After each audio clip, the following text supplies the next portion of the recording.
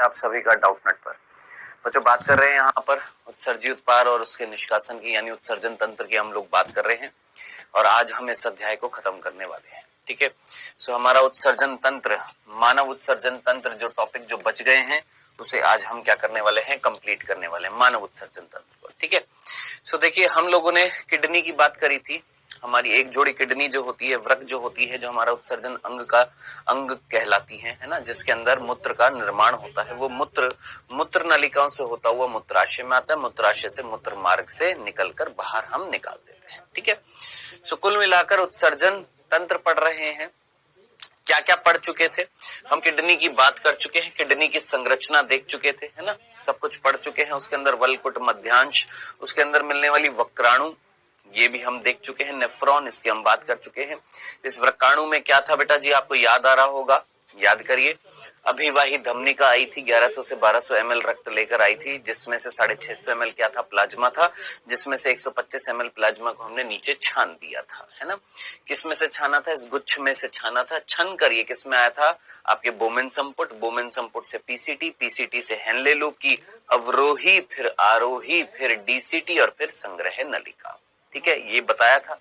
फिर मैंने बोला था इस गुच्छ से क्या निकली थी? अपवाही धमनिका, जो उन पदार्थों को लेकर जा रही थी जो छने नहीं थे, और वो जाकर परिनलिकीय केशिका में खुल गई थी। परिनलिकीय केशिका जो होती है उसका वो भाग जो हेनले लूप के चारों तरफ होता है उसे हमने वासा रेक्टा बोला था। ये हम पढ़ चुके हैं। ठीक है, तो अब इसके बाद अगला जो टॉपिक आता है वो आता है वृक्क नलिका के विभिन्न भागों के कार्य। देखिए हमने वृक्क नलिका यानी वृक्काणु यानी नेफ्रॉन, उसकी जो नलिकाएं हैं उनके कार्य क्या क्या है ना, वो हम देखने वाले हैं। तो सबसे पहले समीपस्थ संवलित नलिका, हेनले लूप, दूरस्थ संवलित नलिका और संग्रह नलिका, इन चारों की बात हमें करनी है। तो पहले मैं एक बार डायग्राम बनाता हूं, फिर आपको समझाता हूं। देखो ये है हमारा बोमेन संपुट, ठीक है, और ये क्या थी बेटा हमारी कुंडलित समीपस्थ संवलित नलिका, पीसीटी। ये हेनले लूप है, ये इसकी अवरोही, ये आरोही भुजा, ये हम ऑलरेडी देख चुके हैं। ठीक है, और ये क्या थी हमारी डीसीटी। ठीक है, दिस इज पीसीटी, ये डीसीटी और ये अवरोही और ये आरोही। अवरोही को इंग्लिश में क्या बोलेंगे? Descending, ascending. ठीक है, सो यहां तक की बात सिंपल सी थी। और ये कौन है? हमारी संग्रह नलिका। ओके जी, अब कुल मिलाकर हमने क्या छाना था बेटा? हमने यहां पर क्या लेकर आए थे बच्चे? हम यहां पर अभिवाही धमनिका लेकर आए और उस अभिवाही धमनिका ने एक गुच्छा सा बनाया केशिकाओं का, गुच्छ जिसको ग्लोमेरुलस बोला, जिससे हमने वापस से क्या निकाली थी? अपवाही धमनिका निकाल दी थी। ठीक है, हमने बोला इस गुच्छ में से जो पदार्थ प्लाज्मा छना था विदाउट प्रोटीन, नीचे छना था कितना? 125 ml प्रति मिनट छना था, जिसको हमने क्या बोला था? GFR। कितना था? 125 ml प्रति मिनट, है ना, यही बोला था। हाँ सर, और हमने ये बोला था कि यहां पर जो मूत्र बनेगा, यहां पर मूत्र बनेगा, वो कितना है बेटा? यहां पर इस GFR में से केवल 1%, केवल 1% भाग, ये जो GFR जो ये छन रहा था ना, इसका केवल 1% भाग मूत्र बनाएगा। यानी ये जो छना है इसका केवल 1% पोर्शन जो है वो यूरिन बनाएगा। केवल 1% भाग जो है वो क्या बनाएगा? मूत्र बनाएगा। यानी कितना हो गया? 1.25 ml प्रति मिनट। ये भी हमने आपको बता दिया। बाकी का क्या हुआ था याद करिए, मैंने आपको बताया था बाकी जो चीजें यहां से आ रही हैं, है ना, यहां से होती हुई आ रही हैं, उन बाकी चीजों में से 99% चीजों को हम बाहर निकालेंगे। पीसीटी से निकालेंगे, सिमिलरली अवरोही भुजा से निकालेंगे, आरोही भुजा से निकालेंगे, डीसीटी से निकालेंगे और संग्रह नलिका से भी निकालते हैं। अब क्या क्या निकालते हैं और सबसे ज्यादा कहां से निकालते हैं? तो याद रखना सबसे पहले हमारा कौन? पीसीटी, समीपस्थ संवलित नली का, सबसे पहले पीसीटी। याद रखना ये जो जीएफआर जो था 125 ml प्रति मिनट, इसमें से केवल 1% भाग जो है वो क्या बना रहा है, मूत्र बना रहा है। यानी कितना, 1 मिनट में 1.25 ml यहाँ पर क्या बनेगा, मूत्र बनेगा, है ना। बाकी 99% चीजों को हम बाहर निकाल रहे हैं। तो सबसे ज्यादा बाहर कहां से निकालते हैं, तो याद रखना पीसीटी से। मैक्सिमम चीजों का अवशोषण बोल रहा हूं अभी, पुनः अवशोषण नहीं बोला मैंने, क्या बोला, अवशोषण, एब्जॉर्प्शन सबसे ज्यादा कहां से होता है, याद रखना अधिकतम, मैक्सिमम अवशोषण यहां से होता है।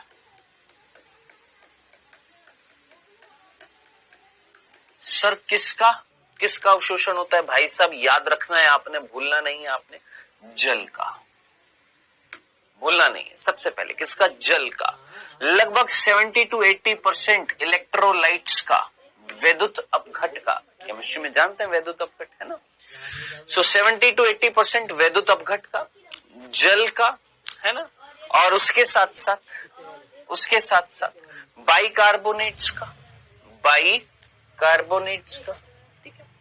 तो मुख्य रूप से आपने याद रखना है जो भी उपयोगी चीजें हैं मैक्सिमम कौन, जल, 70 to 80% आपके इलेक्ट्रोलाइट्स, वैद्युत अपघट,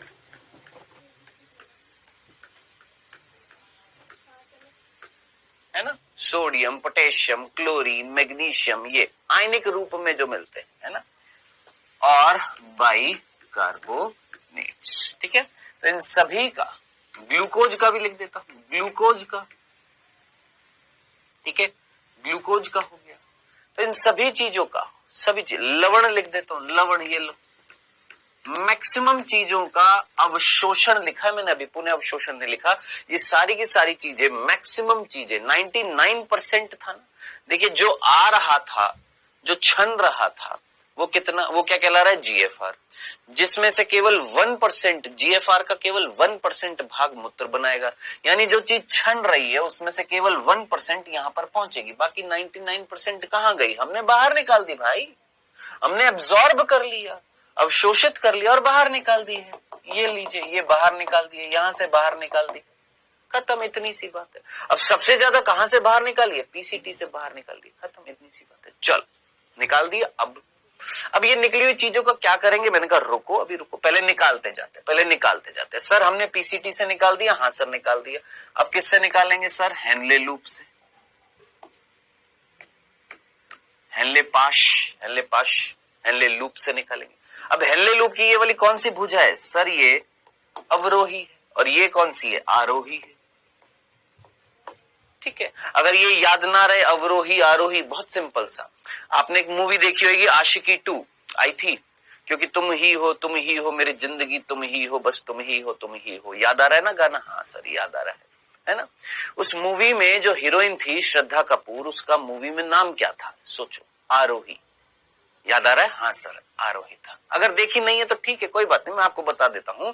उस मूवी में जो हीरोइन थी उसका नाम जो था उस मूवी में आरोही था, ठीक है। अब जरा सोचिए, कोई माँ बाप अपने बच्चे का नाम अच्छा रखना चाहेगा ना, कि जो जिंदगी में बढ़े या डूबे, सोचिए, कम हो जाए जिंदगी में या तरक्की करे, वृद्धि करे, बढ़ोतरी करे, यही ना, बढ़े ना, अपनी जिंदगी में तरक्की करे।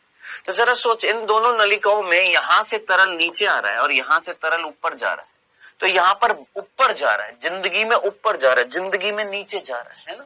तो अब जरा सोच, कौन सी आरोही कौन सी अवरोही, सर ये है आरोही, ठीक है, और ये क्या कहलाएगी, अवरोही, ठीक, अब याद रह जाएगा, ठीक है। अब देखिए ये जो आरोही भुजा है, इधर देखना, 125 ml छन रहा है, 125 ml प्रति मिनट छना, अच्छा, उसमें से केवल 1.25 ml यहां पर पहुंचा प्रति मिनट, हाँ पहुंचा, यानी 1% पहुंचा। 99% कहां था, उस 99% में से 70 से 80% हमने यहां से निकाल लिया बाहर। क्या क्या निकाल लिया ये मैंने आपको बता दिया है। अब इसके बाद जो भी चीज नहीं निकली है, जिसको हमने नीसेंद बोलते हैं। क्या बोलते हैं? नीसेंद। जो चीज छनी थी यहाँ पर क्या कहलाती है? नीसेंद। यानी जो चीज छन रही है उसको हम क्या बोल रहे हैं? फिल्ट्रेट, नीसेंद। उसमें से मैक्सिमम चीजें यहाँ पर बाहर निकाली गई है, ठीक है। अब वो नीसेंद जब यहाँ पर आएगा, किसमें? अवरोही भुजा। तो इस अवरोही भुजा में से क्या निकाल लिया जाएगा बेटा? जल। क्या निकाल लिया जाएगा? जल। यानी ये वाली भुजा केवल जल के लिए पारगम्य है, याद रखना। केवल और केवल किसके लिए पारगम्य? जल के लिए पारगम्य है, किसी भी लवण के लिए पारगम्य नहीं है। अब थोड़ा सा कॉमन सेंस लगाएं। एक लिक्विड आ रहा है यहां पर, उस लिक्विड में से, उस नीसेंद में से अगर तुम जल जल जल निकालते जाओगे तो वो जो लिक्विड जो नीचे पहुंचेगा वो कैसा हो जाएगा? जरा सोचिए। एक तरल में से अगर तुम जल निकालते जाओगे तो वो कैसा हो जाएगा? तनु के सांद्र, सांद्र ना। तो ये जो मटेरियल जो आया यहाँ पर, उसमें से मैक्सिमम चीजों को आपने यहां से निकाल लिया, ओके सर। अब वो चीज जब नीचे आएगी तो उसमें से आपने जल निकाल लिया, ओके सर। तो वो जो पदार्थ क्या कहला रहा है? नीसेंद। यहां पर कैसा हो जाएगा सर? यहां पर सांद्र हो जाएगा। तो हेलेलू की अवरोही भुजा जो होती है, अवरोही भुजा जो होती है वो जल के लिए पारगम्य होती है। और जल के लिए अगर पारगम्य होगी तो नीसेंद, नीसेंद का मतलब जो चीज छन रही है, नीसेंद कैसा हो जाएगा? सांद्र हो जाएगा। कैसा हो जाएगा? नीसेंद्र। यहां पर पहुंचते पहुंचते कैसा हो जाएगा? सांद्र, क्योंकि उसमें से क्या निकलता जाएगा? पानी निकलता जाएगा, ओके सर। अब जरा सोचिए, ये सांद्रित, कंसंट्रेटेड सांद्रित नीसेंद जब ऊपर जाएगा, ऊपर जाते जाते इसमें से अब आरोही भुजा जो होती है वो जल के लिए पारगम्य नहीं होती है, वो लवण के लिए पारगम्य, जैसे NaCl। अब आप मुझे बताइएगा, ये जो सांद्रित यहां तक कैसा था सर? सांद्रित था। अब ये सांद्रित फिल्ट्रेट नीसेंद जो पदार्थ छनते छनते आ रहा था यहां पर, है ना, ये जब ऊपर जा रहा है तो इसमें से अगर लवण निकाल लेंगे, लवण निकाल लेंगे, देखिए सारा जल नहीं निकाला। अभी आप ये सोचो सर सारा जल निकाल लिया, बेटा अगर सारा जल निकाल देंगे तो मूत्र कैसे बनेगा, है ना। तो हमने यहाँ पर जल निकाला है लेकिन सारा नहीं निकाला, ठीक है। अब यहां से जब ये ऊपर जाएगा, अब जरा सोचिए, ये अभी भी तरल ही है, उसमें से हमने कुछ जल निकाल लिया। ये तरल जब ऊपर जाएगा उसमें से अगर आप लवण निकाल लोगे, लवण निकाल लोगे तो कैसा हो जाएगा? यहाँ पर नीसेंद कैसा हो जाएगा? जरा सोचिए, तनु नहीं हो जाएगा, डाइल्यूट नहीं हो जाएगा। तो याद रखना बेटा जी, आपकी जो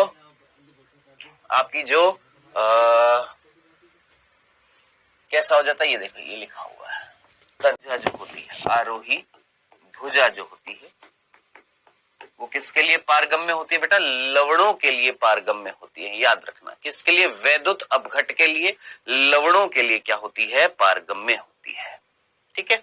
ठीक है सर, किसके लिए? वैद्युत अपघट बोल देता हूं, ये सिंपल NaCl इसके लिए पारगम्य होती है। क्या होती है? इनके लिए पारगम्य होती है।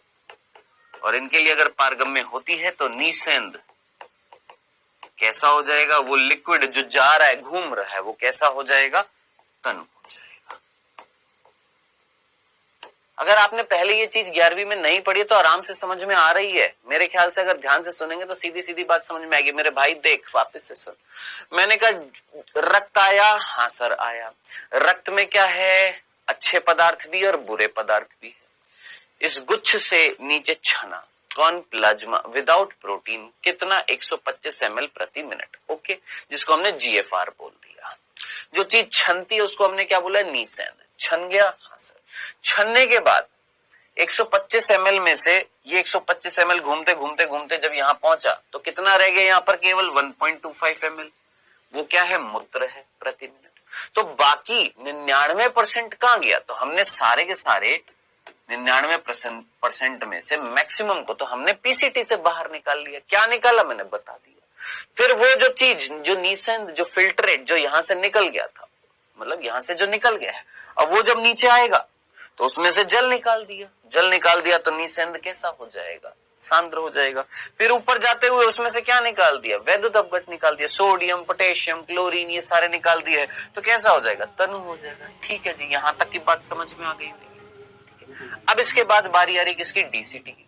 देखिए डीसीटी जो होती है ये नॉर्मल तरीके से अगर मैं देखूं तो इससे ज्यादा कुछ निकलता नहीं है, लेकिन हाँ जब हमारे शरीर में रक्त का आयतन कम हो जाता है, हमारे शरीर में मूत्र ज्यादा उत्सर्जित होता है, शरीर से जल निकलता जाता है, तब ये काम करता है। तब यहां पर यानी विशेष परिस्थितियों में काम करेगी क्या, डीसीटी जो होती है,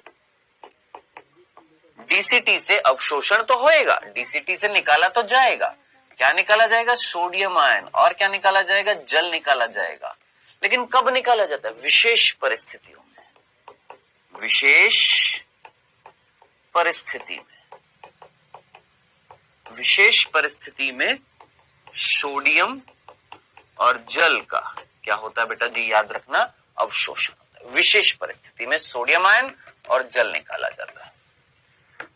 ये आपने जल निकाल दिया, ये सोडियम आयन निकाल दिया, ओके।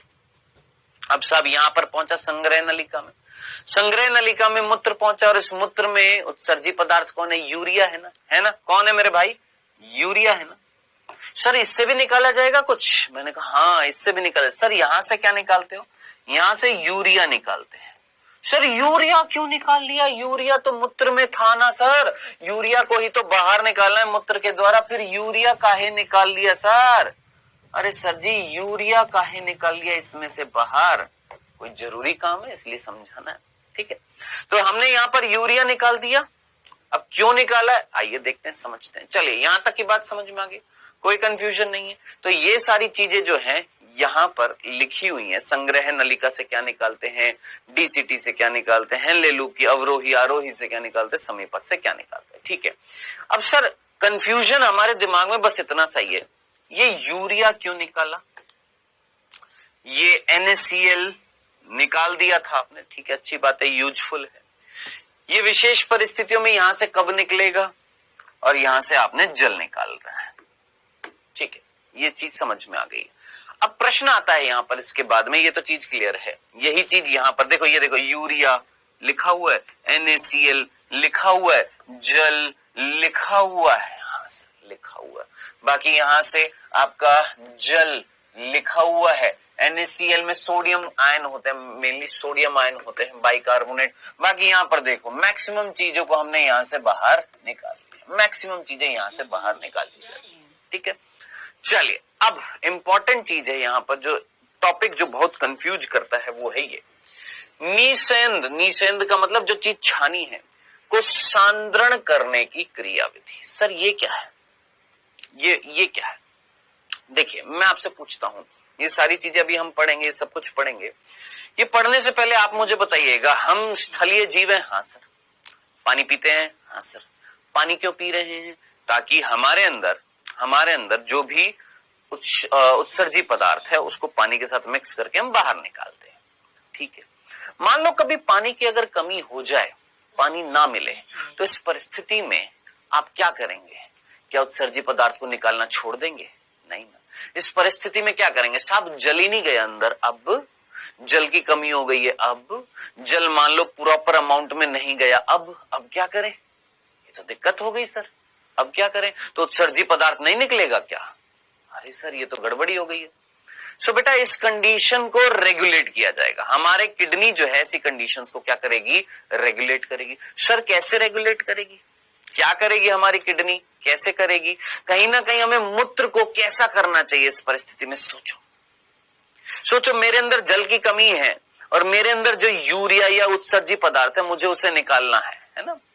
इस कंडीशन में क्या करूं, क्या मैं मूत्र को तनु करने की कोशिश करूंगा कि सांद्र करने की कोशिश करूंगा। अरे भाई मेरे अंदर ऑलरेडी जल की कमी है, तो जो भी जल मेरे अंदर है, सोच मेरे अंदर पानी की कमी, हाँ सर, और जो थोड़ा बहुत पानी मेरे अंदर है क्या मैं उसको मूत्र के द्वारा निकाल दूंगा, नहीं सर नहीं। तो वो जो मूत्र जो बन रहा है उस मूत्र में से जल को नहीं निकालना पड़ेगा, जल को निकालूंगा, जल की हानि होने से बचाऊंगा, क्योंकि मेरे को तो जल मिल नहीं रहा है, तो कैसे करूंगा, तो प्रभु जरा देखिएगा आपकी ये जो किडनी जो थी ना, इस किडनी याद आ रही है? हाँ सर, इस किडनी में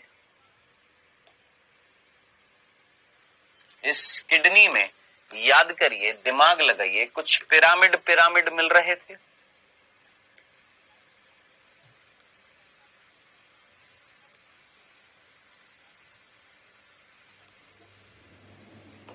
कुछ पिरामिड मिल रहे थे। हाँ सर, पिरामिड मिल रहे थे। देख मेरे भाई,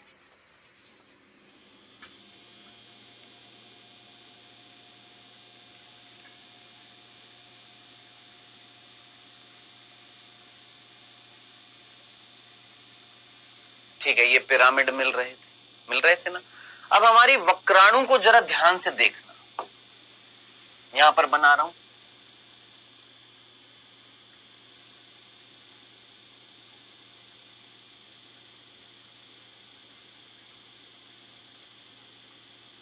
इस वक्राणु को देखो और इसका हेनले लूप देखो जरा, किसमें घुसता हुआ दिखाई दे रहा है। देखिए, मैक्सिमम भाग बोमेन संपुट, पीसीटी, डीसीटी, ये कहां पर है सर? वलकुट में। मध्यांश में कौन घुस गया? कौन घुस गया मध्यांश में? सर हेनले लूप घुस गई है, हेनले लूप की भुजाएं घुस गई हैं। ठीक है, ओके सर। अब मुझे इतनी सी बात बता, थोड़ा सा बस इतना सा चीज समझाने की कोशिश करना अपने दिमाग को। आप में से कितने बच्चों को एक टॉपिक याद आ रहा होगा, परासरण? कितने बच्चों को ये टॉपिक याद आ रहा है, परासरण, ऑस्मोसिस? कितने बच्चों को ये टॉपिक याद आ रहा है, परासरण, ऑस्मोसिस? क्या था मेरे भाई? देख, एक नलिका है, एक दूसरी नलिका है ना? इस नलिका में जल है, इस नलिका में भी जल था, बराबर जल था। लेकिन मान लो ये पहली नलिका है, ये दूसरी नलिका है। दूसरी नलिका में हमने लवण ही लवण भर दिए, चीनी चीनी भर दिए हैं, जो पानी को क्या कर लेगी? अवशोषित कर लेगी। पानी क्या हो जाएगा? कम हो जाएगा। क्या हो जाएगा? पानी कम हो जाएगा, है ना? क्योंकि चीनी चीनी भर दी है इसमें। अब यहां पर हमने इतनी चीनी नहीं भरी है, थोड़ी सी है। अब जरा सोचिए, परासरण क्या था? दिमाग लगाए। यहां पर जल क्या है? ज्यादा है। यहां जल क्या हो गया? कम हो गया। क्यों हो गया जल कम? क्योंकि यहां पर विलय आपने बढ़ा दिए, विलय बढ़ा दिए। भाई चीनी चीनी डाल दोगे, चीनी पानी में घुल जाएगी, पानी को अवशोषित कर लेगी, तो पानी कम नहीं हो जाएगा? हो जाएगा। यहां पर चीनी कम डाली, यानी विलय आपने कम डाले, तो पानी पानी है। तो जरा सोचिए, पानी इस परिस्थिति में कहां से कहां गया था? अपनी उच्च सांद्रता से निम्न सांद्रता, यहां ज्यादा है, यहां से कहां चला गया? यहां चला गया। इसी को हमने क्या बोला था? परासरण। बोल मेरे भाई, ये पढ़ चुके हो तुम? पढ़ चुके हो। इतनी सी बात, कॉमन सेंस ही बात है ना? अब ये चीज सर जी काहे बताई है, क्यों बताई है? मैं आपको एक सिंपल सी बात बताता हूं, जरा ध्यान से देखना। आपको ये संग्रह नलिका याद आ रही है? संग्रह नलिका, हाँ सर। इस संग्रह नलिका से बाहर क्या निकला था? सोचो, ये वाला भाग क्या है सर? ये मध्यांश है, मध्यांश है ना? और इसके बाहर क्या है सर? वलकुट है ना? चलो इस डायग्राम पर पीछे चलते हैं। देख, ये वाला डायग्राम था, ये देखना। अब ठीक है? अब ठीक है? दिमाग लगाओ। ये वाला भाग क्या है? वलकुट है, और ये वाला मध्यांश। अब तो समझ में आ रहा है यार बांगड़ू? अभी भी समझ में नहीं आ रहा क्या? टिपिकल है चीजें, आपको समझना पड़ेगा। नीचे वाला भाग मध्यांश, इस चीज को देख, ये मध्यांश है, ये वलकुट है। कैसे सर? अरे इधर देखना, ये देख, नेफ्रॉन ऐसे मिलती है। ये हेनले लूप किसके अंदर है? मध्यांश के अंदर है ना, पिरामिड के अंदर है ना, बाकी चीजें बाहर है। हेनले लूप अंदर है ना, अंदर है। और संग्रह नलिका का ये वाला भाग भी अंदर है। इसी चीज को मैंने यहां पर दिखा दिया, ये देख, ये देख, ये संग्रह नलिका का ये वाला भाग, और हेनले लूप कहां पर है? मध्यांश के अंदर है, पिरामिड है ये कौन है? ये ले पिरामिड है, बस। अब ठीक है, कौन है प्रभु? ये पिरामिड है। ठीक है, हाँ सर। अब मैं आपसे एक सिंपल सी बात कहता हूं, जरा गौर फरमाइएगा जनाब। ये है वलकुट और ये है मध्यांश। मैं आपसे प्रश्न ये पूछ रहा हूं, मेरे अंदर जल की कमी है, ठीक है सर। पानी मेरे अंदर कम गया है, ओके सर। पसीने के रूप में निकल गया है, गर्मी बहुत है, ओके सर। आप मुझे बताइए इस कंडीशन में यहां जो मूत्र जो बनेगा, उस मूत्र में आप भर भर के जल डालोगे या जल को निकाल लोगे? इसमें से निकालेंगे, कैसे निकालेंगे सर? जल तो यहां से निकल रहा था, यहां से जल निकल रहा है, कैसे निकल रहा है जल सर? यहां से अगर मैं जल निकालता जाऊं, यहां से देख, ये जो पदार्थ जो ऊपर से यहां आ रहा है, अगर इसमें से मैं जल निकालता जाऊं, तो यहां पर जो मूत्र बनेगा फाइनली कैसा होगा? सांद्र होगा कि नहीं होगा? सोचो, उस मूत्र में जल क्या होगा? कम होएगा। यही तो हम चाहते थे ना कि मूत्र कैसा बने? सांद्र। क्यों? क्योंकि जल की क्या हो रही है? कमी हो रही है। तो कैसे करेंगे सर जी? यहां से जल निकालते जाएंगे, है ना भाई? आप मुझे कॉमन सेंस की बात बताओ, आपके शरीर में जल है कि नहीं है ना? बात बताओ, आपके शरीर में जल है कि नहीं है ना? तो आपको जो भी जल आप पीते हो सारा का सारा निकाल देते हो? नहीं ना, रोकना पड़ेगा ना, निकालना पड़ेगा ना, कुछ यहां से निकालना पड़ेगा ना। कैसे निकालेंगे सर? इस जल को कैसे निकालेंगे? तो प्रभु जरा दिमाग लगाइए, यहां से बाहर क्या निकाला था? यूरिया। यहां से बाहर क्या निकाला? NaCl। अब थोड़ा सा कॉमन सेंस लगाएंगे, यूरिया और NaCl क्या है? लवण है। क्या है? लवण है। और मध्यांश में अगर ये लवण बढ़ते जाएंगे,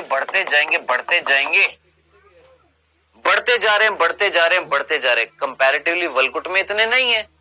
तो सोचिए, दिमाग लगाइए, लवणता कहां ज्यादा हो जाएगी सर? मध्यांश में। लवणता कहां ज्यादा हो जाएगी? मध्यांश में। अब कॉमन सेंस लगाइए। अभी थोड़ी देर पहले मैंने आपको बताया कि ये दो नलियां हैं, इन दोनों नलियों में यहां लवणता ज्यादा है, यहां लवण ज्यादा है, विलय ज्यादा है। और विलय यहां पर अगर ज्यादा है तो यहां से यहां क्या आ जाएगा? जल आ जाएगा ना। तो बेटा यहां पर जरा सोच, यहां पर अगर लवण भरते जा रहे हैं, क्या भरते जा रहे हैं? लवण ही लवण, NaCl यूरिया। तो प्रभु यहां से बाहर क्या आ जाएगा? जल। हमें यही तो दिमाग लगाना था कि आपका प्रश्न ये था सर यूरिया क्यों निकाला? ये यूरिया इसलिए निकाला ताकि इस मध्यांश में परासरणता, ऑस्मोलैरिटी, समझ रहे हैं? परासरणता, ऑस्मोलैरिटी बढ़ जाए, कहीं ना कहीं लवणों की मात्रा बढ़ जाए। सर क्यों भाई मेरे? अगर बाहर जरा सोच, इसके बाहर लवण ही लवण हो जाएंगे, इस नलिका के बाहर लवण ही लवण है, यूरिया NaCl है, यूरिया NaCl यूरिया। तो बाहर क्या है? लवणों की मात्रा ज्यादा है, जल कम हो गया। तो ऑब्वियस सी बात है, अंदर से जल कहां आ जाएगा? बाहर आ जाएगा। इस तरीके से हम जल निकाल लेंगे तो कहीं ना कहीं मूत्र कैसा हो जाएगा? सांद्र हो जाएगा। खत्म। इतनी सी बात थी इस टॉपिक में जो यहां पर समझा रखा है, बस। तो यहां पर एक वर्ड आपको मिलेगा, 1200 ऑस्मोल से 300 ऑस्मोलीटर से 1200 ऑस्मो, 300 से 1200। ये क्या है सर? ये समझ में नहीं आता है मेरे भाई। मैं तुमसे बहुत सीधी सी बात पूछता हूं, देख, ऑस्मोल यूनिट है किसकी? वैद्युत अपघट की, लवणों की ऑस्मोल, है ना? तो मैंने आपसे बोला कि यहां पर वैद्युत अपघट बहुत कम है, 300, 400, 500, ऐसे करते करते मध्यांश की तरफ कितने पहुंचे? 1200 ऑस्मोल। क्यों हो गया? क्या हो गई? बढ़ गई, ऑस्मोलैरिटी बढ़ गई है। कैसे बढ़ गई भाई साहब? आपने यूरिया और सोडियम क्लोराइड निकाल दिए थे, ये निकाल दोगे तो लवण बढ़ जाएंगे, लवणता बढ़ जाएगी। और लवणता कौन निर्धारित करता है? लवणता मीन्स परासरणता, क्योंकि परासरण किस पर निर्भर करता है? लवणों पर। तो लवण बढ़ाते जाओगे तो परासरण हो जाएगा, जल बाहर आ जाएगा, तो मूत्र में जल कम जाएगा, तो मूत्र कैसा हो जाएगा? सांद्रित हो जाएगा। खत्म, खल्लास। इतनी सी बात थी, ये चीज समझनी थी। ठीक है, चलिए सर, अब इसके बाद एक प्रतिधारा क्रिया विधि यहां पर लिखी हुई है जो समझ में नहीं आती, इसको भी समझ लेते हैं। मेरे भाई मेरे को बहुत सीधी सी बात बताना, यहां तक की पूरी प्रक्रिया में आपने अब तक अवशोषण देखा था, सर यहां से अवशोषण कर लिया, यहां से जल का अवशोषण कर लिया, NaCl और यूरिया यहां पर निकाला था। क्यों निकाला था ये समझ में आ गया, ताकि यहां से जल निकल जाए। ये सारी चीजें करने के बाद में आप इन सारे पदार्थों को कहां डालेंगे, हालांकि पिछले लेक्चर में बता दिया। ये कौन आ रही है, ये कौन आ रही है, जरा दिमाग लगाएं। ये कौन आ रही है, ये कौन है, ये कौन थी, जरा सोचिए। सर ये परिनलिकीय केशिका थी, मैंने कहा। और परिनलिकीय केशिका का वो भाग जो हेनले लूप के चारों तरफ है वो क्या है, वासा रेक्टा। मैंने कहा बहुत सिंपल सी बात है, ठीक है। अब कुल मिलाकर सर हमने जल तो निकाल लिया है, जल निकाल लिया है। अब ये जो यूरिया है ये NaCl, इसका क्या करेंगे सर जी, समझ नहीं आ रहा। आइए देखते हैं इसको एक बार, यहां पर सिंपल तरीके से समझते हैं। देख ये है हेनले लूप, ध्यान से देखना, कौन है, हेनले लूप, ठीक है। और इसके चारों तरफ लिपटी हुई, थोड़ा सा छोटा करते हैं हेनले लूप को,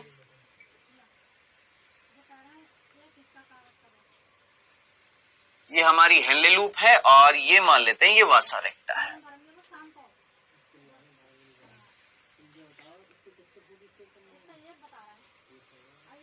ठीक है, अब इधर देखना, कॉमन सेंस लगाना, थोड़ा सा सोचना।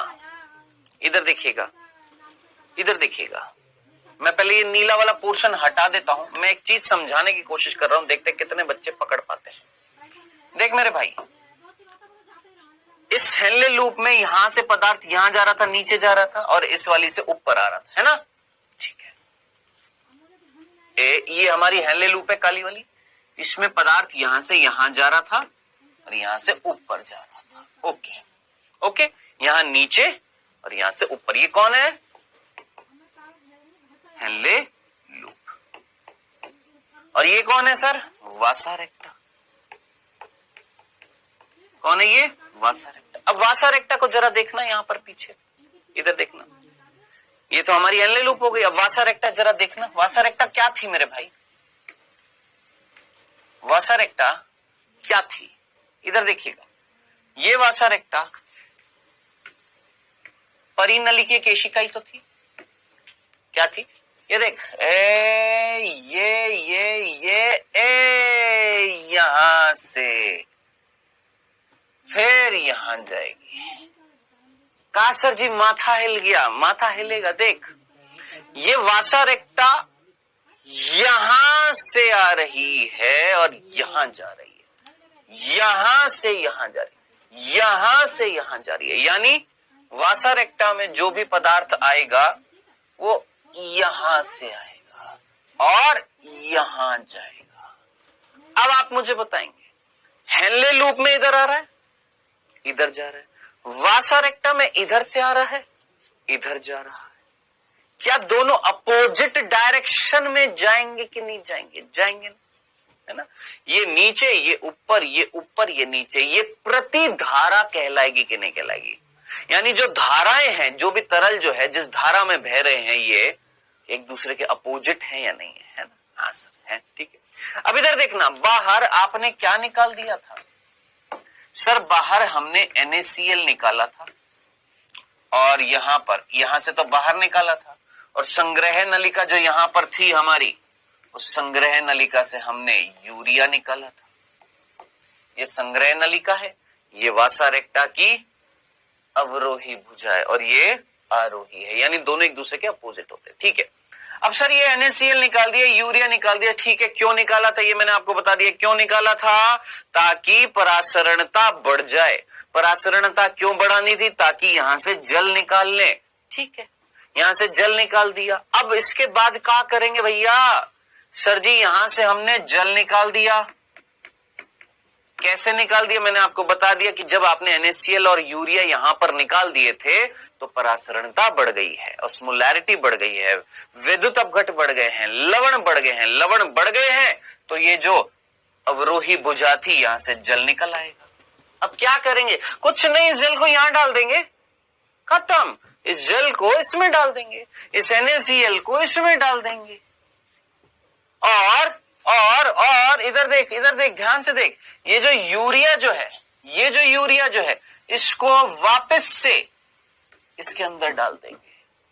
माथा हिल गया, NaCl निकाल कर इसमें डाल दिया, जल निकाल कर इसमें डाल दिया, है ना, और यूरिया को वापस इसमें डाल दिया। अब क्या होएगा, इधर देख, ध्यान रखना किसको कहां निकाला था, यूरिया निकालकर वापस से यहां डाल दिया, यहां, ठीक है। NaCl को किसमें डाल दिया, इसमें डाल दिया वासा रेक्टा में। जल को किसमें डाल दिया, इसमें डाल दिया वासा रेक्टा में। अब थोड़ा सा कॉमन सेंस लगाइए, वासा रेक्टा क्या थी भाई साहब, ये जो पदार्थ यहां से आया था, जो छना नहीं था, इसी पदार्थ के अंदर वो सारी चीजें जो आपने बाहर निकाली थी ना, जो आपने अवशोषित करके निकाली थी, उन सारी चीजों को आप इस परिनलिकीय केशिका या वासा रेक्टा में डालते जा रहे हैं। फिर ये वासा रेक्टा जाकर नीचे एक शिरा में खुलती है। तो जरा सोचिए, सारी की सारी चीजों को आपने क्या कर लिया है, पहले अवशोषित किया, फिर वापस अवशोषित करके परिनलिकीय केशिका या वासा रेक्टा में डाल दिया। इसीलिए इस प्रक्रिया को हम क्या बोलेंगे, पुनर्अवशोषण। इसलिए मैंने थोड़ी सी जगह खाली रखी, पुनराअवशोषण बोलेंगे कि पुनराअवशोषण का मतलब कि पहले एब्जॉर्ब करके बाहर निकाल के वापस से एब्जॉर्ब करा किसके अंदर, इस वासा रेक्टा और ये परिनलिकीय केशिका में डाल दिया। दिस इज कॉल्ड पुनराअवशोषण। और यूरिया जो बाहर निकाला था वो वापस यहां डाल दिया। अब ये यूरिया फिर से घूमते ही यहां आ जाएगा।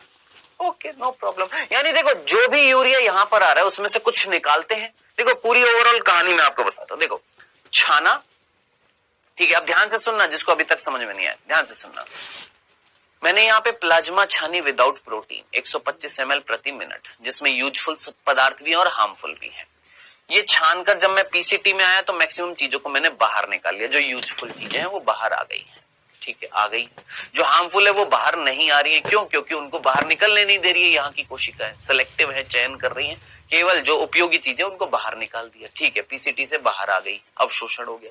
सिमिलरली हेनले लूप की नीचे वाली भुजा से जल निकलेगा। कैसे निकल जाएगा जल तभी निकलेगा जब मध्यांश में परासरणता बढ़ी हुई होगी। परासरणता कैसे बढ़ गई? ये जो यहां से NaCl आपने निकाला और यहां से जो यूरिया आपने निकाला, उसके कारण यहाँ पर परासरणता बढ़ गई है, जिसकी वजह से यहाँ जल निकल गया है। ओके, जल निकल गया, तो जल निकाल लिया, यहां से NaCl, यहां से कुछ विशेष परिस्थितियां होती है जिससे सोडियम आयन और जल निकाला जाता है, और यहां से हमने यूरिया निकाला, ठीक है, ये सारी चीजें निकाल ली। अब निकाल कर क्या करा, हमने बोला ये जो अभिवाही धमनिका थी ये किसमें बदली है, ये बदली है परिनलिकीय केशिका। वो केशिका का वो भाग जो हेले लूप के चारों तरफ है क्या कहला रहा है, वासा रेक्टा। हमने ये सारी चीजें निकालकर इस परिनलिकीय केशिका के अंदर डाल दी, खत्म खल्लास, बस। ये क्या कहला रहा है, पुनराअवशोषण कहला रहा है मेरे भाई। यूरिया को हमने वापस से यहां डाल दिया, ये घूमकर यहां। यानी मान लो 100 अणु हैं यूरिया के, जिसमें से 20 अणु बाहर निकलते हैं, परासरणता बढ़ाते हैं, जल अवशोषित हो जाता है, फिर वापस अंदर डाल दिए जाते हैं, फिर वापस चले जाते हैं। फिर वापस से जब मूत्र बनेगा तो यूरिया निकाल लिया जाएगा। यूरिया निकालने के बाद परासरणता बढ़ जाएगी, जल बाहर आ जाएगा। इस तरीके से मूत्र क्या होता जाएगा, सांद्र होता जाएगा। ये है बेटा जी यहाँ पर पूरी कहानी कुल मिलाकर सांद्रता करने की। ये थी प्रतिधारा क्रिया विधि, खत्म खल्लास, इतनी सी बात है, ठीक है। नेक्स्ट, अब इसके बाद अगला जो टॉपिक आता है वो है वृक्क क्रियाओं का नियमन। अब सर ये क्या है? अब दो चीजें हैं, इनको हमें समझना है। वृक्क क्रियाओं का नियमन, देखिए इसको समझने के लिए सबसे पहली चीज मैंने बोला मेरे अंदर जल कम होता जा रहा है। मेरे अंदर क्या कम होता जा रहा है, जल कम होता जा रहा है। या तो मेरे को लूज मोशन लग गए हैं, आप जानते हैं ना, दस्त लग गए हैं। दस्त में क्या होता है, पानी निकल जाता है ना, लूज मोशन लग गए हैं, या पसीना बहुत आ रहा है, गर्माहट है, तो मेरे अंदर जल की क्या हो रही है, कमी हो रही है। अब ध्यान से सुनना, रक्त जो होता है ना, रक्त, उसका रक्त का लगभग 70 to 80% पोर्शन जो होता है वो जल बनाता है। क्या बोला मैंने? हमारा जो ब्लड होता है ना, ब्लड, उस ब्लड में प्लाज्मा है ना, प्लाज्मा तरल है ना, कैसे हो गया तरल, उसमें जल ही तो होगा, है ना। सो ये जो जल जो होता है अगर कम हो रहा है, सोच लो, अगर मेरे शरीर में जल कम हो रहा है तो मेरे रक्त का आयतन बढ़ रहा है कि कम हो रहा है? सर कम हो रहा है। कॉमन सेंस, बहुत सिंपल सा कॉमन सेंस। क्या मैंने बोला मेरे अंदर जल की कमी हो रही है भाई, कैसे हो रही है बता दिया आपको, या तो दस्त उल्टी खांसी लग गए हैं या पसीना बहुत निकल रहा है, ठीक है। अगर जल कम होता जाएगा तो जल क्या बनाता है, रक्त का निर्माण करता है, रक्त में जल ही तो होता है ना। जल अगर कम हो जाएगा तो रक्त का वॉल्यूम जो है, आयतन जो है वो भी कम हो जाएगा। अब जरा सोच, अगर रक्त का आयतन कम हो गया, रक्त का वॉल्यूम कम हो गया, रक्त कम है तो उसका दाब भी तो कम हो जाएगा ना। रक्त का आयतन अगर कम है तो रक्त का दाब भी तो क्या हो जाएगा, कम हो जाएगा। भाई जरा सोचिए, भरपूर मात्रा में रक्त है, दबा दबा के दाब लगा रहा है भित्तियों पर, किसकी, रक्त नलिकाओं की। रक्त अगर कम हो जाएगा तो उसका दाब भी कम हो जाएगा, ठीक है सर। रक्त का आयतन कम हो जाएगा, रक्त का दाब कम हो जाएगा, ठीक है। अब इस परिस्थिति में आपके हिसाब से हमें क्या करना चाहिए, क्या करना चाहिए सर? हमें ना क्या करना चाहिए, एक काम हम कर सकते हैं, क्या, रक्त के दाब को बढ़ा सकते हैं।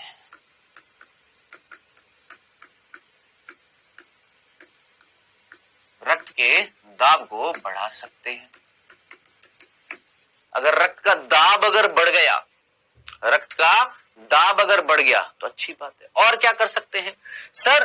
कहीं ना कहीं मूत्र जो निकल रहा था, जो वैसे ही सांद्रित था, उसमें से हम जल निकाल रहे थे, और जल अगर निकाल ले तो, वैसे तो हम जल निकाल ही रहे थे प्रभु, वैसे तो हम यहां से जल निकाल ही रहे थे। सोचिए, हम यहां से वैसे तो जल निकाल ही रहे थे, जल तो हम निकाल ही रहे थे यहां से। अगर और जल निकाल ले तो बहुत ही ज्यादा क्या हो जाएगा, मूत्र सांद्र हो जाएगा। यही तो करना है मेरे भाई, हमें जल की जो हानि हो रही है उसको कम करना है। मेरे अंदर जल कम होता जा रहा है तो आप मुझे बताएं, मेरे मूत्र का 95% भाग जल होता है, मेरे यूरिन का, आपके यूरिन का 95% भाग जल होता है। अगर इस मूत्र में से जल निकाल लूं तो ऑटोमेटिक सी बात है, जल की हानि थोड़ी सी कम नहीं हो जाएगी, हो जाएगी ना। तो हमें क्या करना चाहिए आपके हिसाब से? सर हमें ना एक तो रक्त के दाब को बढ़ाना चाहिए, रक्त के दाब को हमें क्या करना चाहिए, बढ़ाना चाहिए, और जो जल जो है उसको मूत्र में से खींच लेना चाहिए। सर कैसे करेंगे, कैसे करेंगे? तो यहां पर ध्यान से सुनना, ये करने के लिए कौन काम करने वाला है, ध्यान से सुनना। सबसे पहला स्टेप,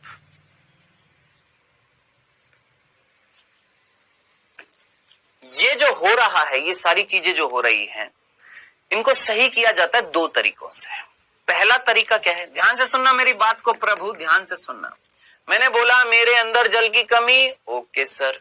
मेरा रक्त का आयतन कम, ओके सर। मेरे रक्त का दाब कम, ओके सर। मुझे क्या करना है, मेरे शरीर में कहीं ना कहीं रक्त के दाब को बढ़ाना है, हाँ जी।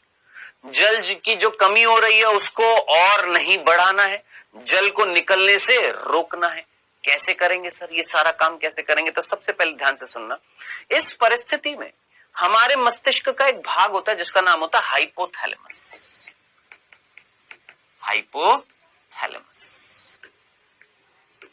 ठीक है, क्या होता है, हाइपोथैलेमस होता है। और इस हाइपोथैलेमस से, हालांकि आप पढ़ेंगे बाद में, इस हाइपोथैलेमस से जुड़ी होती है एक ग्रंथि जिसका नाम होता है पीयूष ग्रंथि। इस पीयूष ग्रंथि का ये भाग होता है अग्र और ये होता है पश्चे, और इस पश्चे भाग से दो हार्मोन निकलते हैं। एक होता है एडीएच जिसका दूसरा नाम होता है वैसोप्रेसिन, और एक होता है ऑक्सीटोसिन। ये दो हार्मोन होते हैं, एक होता है एडीएच जिसका दूसरा नाम है वैसोप्रेसिन और दूसरा है ऑक्सीटोसिन। प्रभु ये दोनों हार्मोन जो है ना, ये बनते यहां पर है। इन दोनों हार्मोन का निर्माण जो है वो यहां पर होता है। कहां पर, हाइपोथैलेमस। यहां पर बनते हैं लेकिन यहां से निकल नहीं पाते, तो निकलने के लिए जो रास्ता है वो यहां से, किससे, पश्चे पीयूष ग्रंथि से। तो मैंने सिंपल बोला, हाइपोथैलेमस में हार्मोन बन रहे हैं, ये दोनों बनते यहां पर हैं लेकिन निकलते कहां से, पश्चे पीयूष ग्रंथि से, क्योंकि रास्ता नहीं होता निकलने का, तो यहां से निकलते। Okay sir. अब मैंने बोला मेरे शरीर में ये कंडीशन है, मुझे ये करना है, एक तो रक्त के दाब को बढ़ाना और जल की हानि को कम करना है। जल की हानि जो हो रही है उसको कम करना है। कैसे करूंगा? तो इस परिस्थिति में जरा कॉमन सेंस लगाना, ध्यान से सुनना। इस परिस्थिति में हाइपोथैलेमस के अंदर ये जो दो हार्मोन थे, ये दोनों, इनमें से पर्टिकुलरली मैं बात कर रहा हूं इसकी, एडीएच की।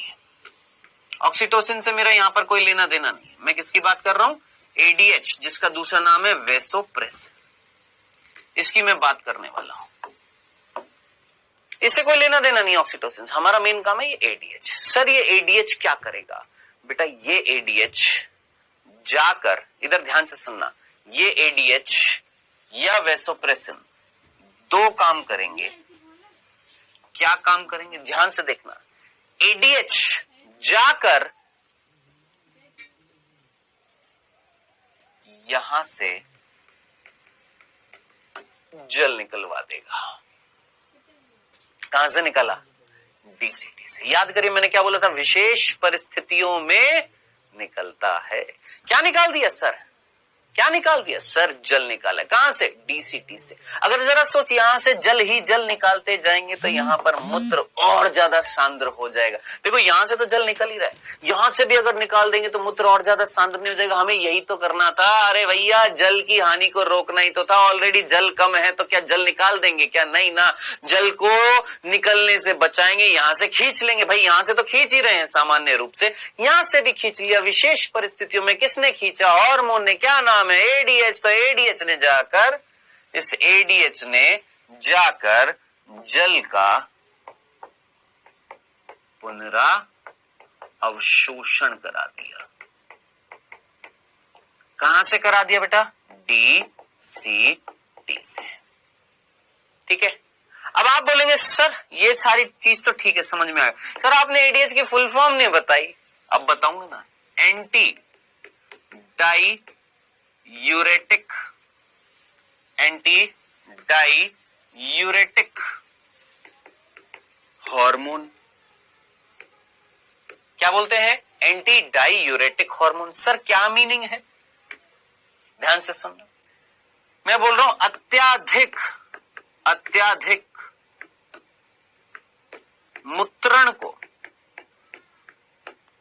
अत्याधिक मूत्रण को बोला जाता है डाइयूरेसिस। डाइयूरेसिस, ज्यादा से ज्यादा मूत्र निकालने की प्रक्रिया को बोला जाता है डाइयूरेसिस।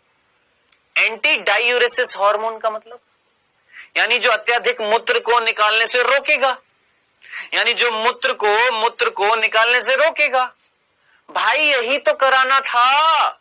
अरे यही तो कराना था हमें, यहां से मूत्र को निकालने से रोकना है, या मूत्र में जो जल आ रहा है उसको निकालने से रोकना है। डाइयूरेसिस से बचाना है, अत्यधिक मूत्रण से बचाना है। कैसे बचाएंगे? ये हार्मोन यहां से उल्टा काम कर रहा है, एंटी डाइयूरेसिस कर रहा है, अत्यधिक मूत्रण के खिलाफ कार्य कर रहा है। मूत्रण जो हो रहा था, जिसमें मूत्र में जल था, उसके खिलाफ काम कर रहा। कैसे? जल का अवशोषण करा दिया, खत्म खल्लास, इतनी सी बात है। तो एडीएच का ये कार्य हो गया। क्या क्या बेटा जी? जल का पुनर्अवशोषण। कहां से? डीसीटी से। विशेष परिस्थिति हो गई। हाँ सर, ये लो जी, हमें जल की हानि को रोकना था, रोक लिया, जल को अवशोषित करा लिया। ओके। अब दूसरा, ये तो एडीएच का काम हो गया। अब एडीएच को हमने दूसरा नाम दिया वेसोप्रेसिन। क्यों? एक ही हार्मोन को दो नाम क्यों? क्योंकि वो दो कार्य कर रहा है। तो ये कर दिया, डाइयूरेसिस से बचा दिया, इसलिए हमने इसको एंटी मतलब अगेंस्ट, विपरीत काम किया, अत्यधिक मूत्रण के विपरीत काम किया, जल को अवशोषित कर लिया। ठीक है। अब इसी हार्मोन को दूसरा नाम लिखा है वेसोप्रेसिन। जरा कॉमन सेंस लगाओ। वेसो वर्ड किससे आया? अंग्रेजी का वर्ड है वेसो। किससे आया? वेसल्स। वेसल्स क्या होती है? नलिकाएं, है ना। और प्रेसिन का मतलब होता है प्रेस करना। अब मैं आपसे एक सिंपल सा प्रश्न पूछता हूं, आप सबके घर में कहीं ना कहीं आप सभी ने नली से पानी दिया है? पानी, हाँ सब पानी दिया है। सोचिए एक नली है और इस नली के आगे ये छेद है और ये गमला है, इस गमले में पेड़ है, आप इसमें पानी दे रहे हैं और ये पानी यहां पर गिर रहा है। ठीक है, ओके ओके सर। अब मैंने क्या किया, इस नली के छेद के आगे अपना हाथ लगा दिया, उंगली लगा दी। आप लोगों ने किया, ये नली है, नली से पानी निकल रहा है, ये पानी यहां से यहां तक आ रहा था, आपने इसके आगे उंगली लगा दी। अब ये प्रेशर से आगे तक जाएगा कि नहीं जाएगा? उंगली लगाने के क्या हो जाएगा सर? आपने उंगली लगा दी, इसको उंगली कर दी इसको, है तो क्या हो जाएगा, पानी दूर तक जाएगा कि नहीं जाएगा? हाँ सर जाएगा। ज्यादा प्रेशर से जाएगा कि नहीं जाएगा? हाँ जाएगा। अब इस चीज से आप क्या समझे, सोचिए, बहुत सिंपल सी बात। इस चीज से आप क्या समझे कि भाई साहब ये एक रक्त नलिका है, ये रक्त नलिका के अंदर रक्त था जो दाब लगा रहा था, रक्त का वॉल्यूम कम था तो दाब भी कम था। अब इमेजिन कर, अगर इस रक्त नलिका को मैं छोटा कर दूं, पतला कर दूं, तो यहां पर जो ये थोड़ा बहुत रक्त है, जब ये पतली सी नलिका में जाएगा तो दाब बढ़ जाएगा कि कम हो जाएगा? बढ़ जाएगा ना। सेम टू सेम ये पानी की नलिका थी, इसकी पानी की नलिका को अगर आप छोटा कर दें तो दाब नहीं बढ़ जाएगा, प्रेशर से पानी नहीं निकलेगा, बस वही चीज है। तो जरा सोचिए, प्रेस कर दिया, इस रक्त नलिका को प्रेस कर दिया, और नलिका को क्या बोलते हैं, वेसल। तो मेरे भाई ये जो वेसोप्रेसिन जो होता है, ये क्या करता है, ये रक्त नलिका को प्रेस कर देता है, छोटा कर देता है, उसके आयतन को छोटा कर देता है। अब जरा सोचिए, ब्लड वेसल को, ब्लड वेसल यानी रक्त नलिका को क्या कर देता है, कॉन्ट्रैक्ट, संकुचित कर देता है। अब इमेजिन करिए, रक्त नलिका अगर संकुचित हो जाएगी, रक्त नलिका अगर संकुचित हो जाएगी तो रक्त का दाब बढ़ नहीं जाएगा क्या? बढ़ जाएगा ना। लो जी, दोनों काम हो गए। यही तो दोनों कराने थे, रक्त दाब को बढ़ाना था और जल की हानि को कम करना था। ये लो जी, हो गया हमारा काम। किससे? एक हार्मोन से जिसका नाम है एडीएच या दूसरा नाम है वेसोप्रेसिन। एक ही हार्मोन, दोनों कार्य कर रहा है। ओके सर, ये तो हो गया हमारे पास पहला तरीका। एक और तरीका होता है सर, दूसरा तरीका कौन सा होता है, ध्यान से सुनना। दूसरा तरीका होता है जिसको हम बोलते हैं रास, रास लीला नहीं बोलेंगे, रास बोलते हैं, सिर्फ रास। अब सर ये रास क्या है? फुल फॉर्म है rennin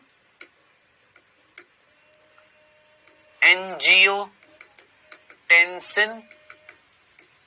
aldosterone system. Sir English में लिख दिया, हिंदी में भी यही बोलते हैं। रेनिन को रेनिन बोलते हैं, एंजियोटेंसिन को एंजियोटेंसिन, एल्डोस्टेरोन को एल्डोस्टेरोन सिस्टम को तंत्र बोलते हैं, बस। तो रेनिन एंजियोटेंसिन एल्डोस्टेरोन तंत्र बोलते हैं, रास। सर जी का है ये? देखिएगा, ध्यान से सुनिएगा, का है ये? आपकी ये डीसीटी थी, डीसीटी, ध्यान से देखना, डीसीटी, या मैं सिंपल वापस से बनाता हूं, ये देख।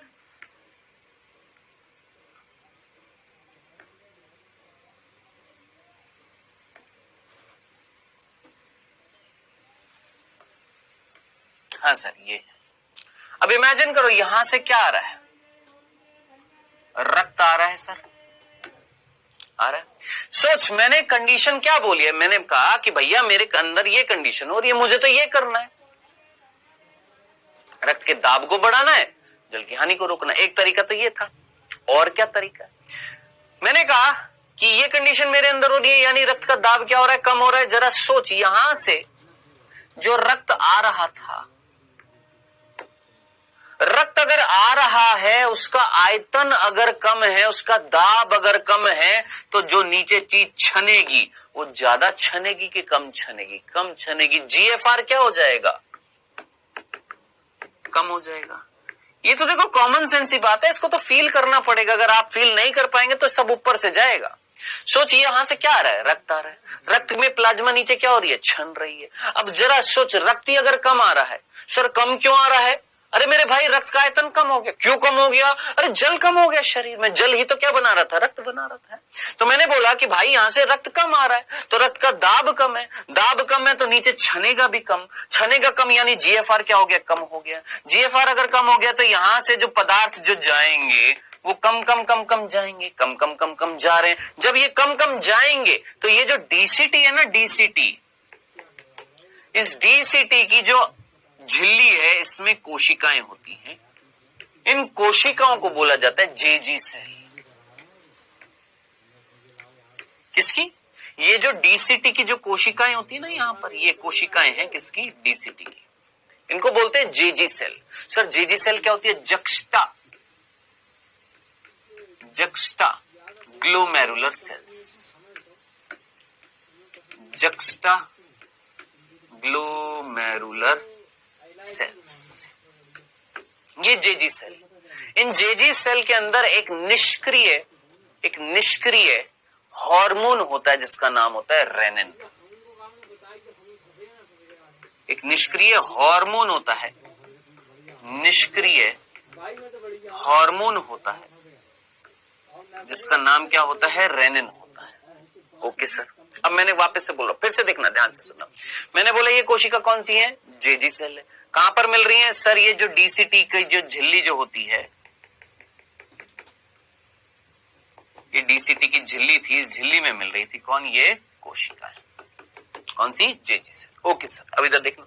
मैंने बोला रक्त आ रहा है, हाँ आ रहा है। कैसा आ रहा है? कम आ रहा है। क्यों कम आ रहा है? क्योंकि रक्त का आयतन कम है। क्यों कम है? क्योंकि शरीर में जल कम है। तो रक्त का आयतन कैसा आ रहा है? कम। रक्त का दाब क्या हो गया? कम। कम हो जाएगा तो नीचे छनेगा, कम। जीएफआर क्या हो जाएगा? कम। निसेंद क्या बनेगा? कम। ये निसेंद जब यहां से होता हुआ यहां पर आएगा तो कैसा आएगा? ज्यादा या कम? कम। ये संदेश किसको मिलेगा? इन कोशिकाओं को। कौन सी कोशिकाओं को? जेजी कोशिकाओं को। क्या?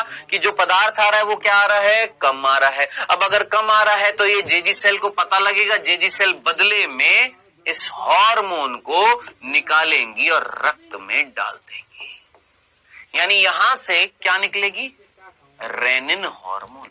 और ये रेनिन हार्मोन किस में डाल दिया जाएगा? रक्त में डाल दिया जाएगा। सर रक्त कहां है? अरे प्रभु ये क्या था? ये अभिवाही के बाद अपवाही क्या थी? धमनी नहीं। इस धमनी में क्या था? रक्त ही तो था। क्या था? रक्त ही तो था। भाई ये परिनली के केशिका नहीं बना रही थी, उसके अंदर रेनिन डाल दिया। ओके, डाल दिया। अब ये रेनिन क्या करेगा? रक्त में आकर ये रेनिन क्या करेगा? इधर देखना, हमारा लीवर होता है, लीवर। सर एकदम पलट कर लीवर पर आ गए। हाँ, बहुत ही टिपिकल ये चीज समझनी पड़ेगी। हमारे लीवर में एक निष्क्रिय प्रोटीन होता है जिसका नाम होता है एंजियोटेंसिनोजन।